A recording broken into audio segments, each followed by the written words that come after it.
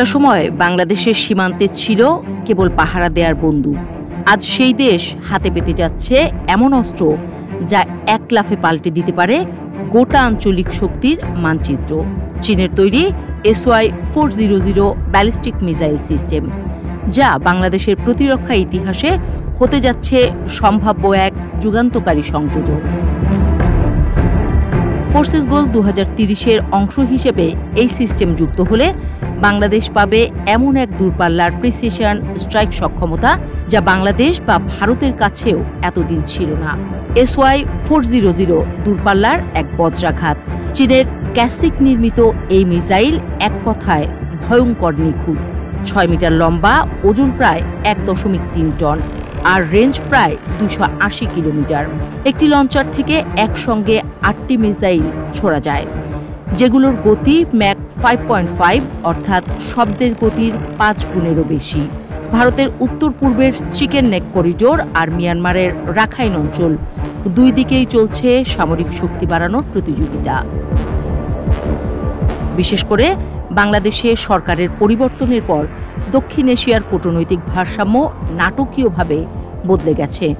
দীর্ঘদিনের ঘনিষ্ঠ সম্পর্ক থাকা সত্ত্বেও ভারতের সঙ্গে সম্পর্ক এখন টানটান ও অস্বস্তিকর।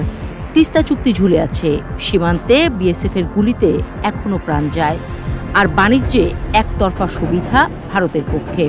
নতুন সরকার আগের মতো দিল্লির প্রতি নরম নয়। মোদ্দা কথা, বাংলাদেশ এখন নিজের প্রতিরক্ষা, নিজের স্বার্থ আর নিজের অবস্থান ঠিক করতে চায় স্বাধীনভাবে। এই পরিবর্তিত রাজনৈতিক প্রেক্ষাপটেই আসে SY-400 কেনার সিদ্ধান্ত, যা শুধু প্রতিরক্ষা আপগ্রেড নয়, বরং এক কৌশলগত ঘোষণা।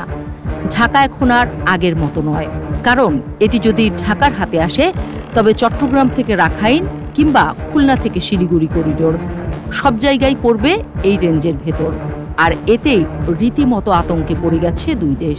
যদিও 2020 সাল থেকেই মিয়ানমারের হাতে SY-400 ছিল, তখন থেকেই বাংলাদেশের ভেতরে ছিল উদ্বেগ। চট্টগ্রাম বন্দর, কক্সবাজার নৌঘাটি, এমনকি রাডার কেন্দ্রগুলো তাদের রেঞ্জের ভেতরে পড়ত। আর এখন বাংলাদেশও যখন এই সিস্টেম আনতে যাচ্ছে, তখন আঞ্চলিক শক্তির ভারসাম্য আবারও ফিরছে সমানতালে। চীনের মিসাইল সহযোগিতার পাশাপাশি এখন বাংলাদেশের নতুন মিত্র তুরস্ক। তুরস্কের বাইরাক্তার TB2 ড্রোন ইতিমধ্যেই সীমান্ত নজরদারিতে ব্যবহার শুরু করেছে, বিশেষ করে পাহাড়ি ও উপকূলীয় এলাকাগুলোয়। এসব ড্রোনের মধ্যে রিয়েল টাইম নজরদারি, টহল, এমনকি সীমান্তে অস্বাভাবিক গতিবিধির তথ্য সংগ্রহের ক্ষেত্রেও যথেষ্ট সক্ষম। এছাড়া বাংলাদেশ ও তুরস্ক এখন যৌথভাবে একটি ড্রোন কারখানা স্থাপনের চিন্তা করছে। এতে ভবিষ্যতে স্থানীয়ভাবে ড্রোনের অ্যাসেম্বলি, রক্ষণাবেক্ষণ ও প্রশিক্ষণ সবই হবে দেশের ভেতরেই। এর মধ্যে যদি চীনের মিসাইল প্রযুক্তি চলে আসে, তবে তুরস্কের ড্রোন সক্ষমতা আর মিসাইল শক্তি মিলে বাংলাদেশের কৌশলগত অবস্থান কেমন হবে সেটা তো সহজেই অনুমেয়। অর্থাৎ এই 3 দেশ মিলে তৈরি হতে যাচ্ছে এক নতুন প্রতিরক্ষা ত্রিভুজ, ভবিষ্যতের বাংলাদেশের যুদ্ধনীতির মূল চাবিকাঠি।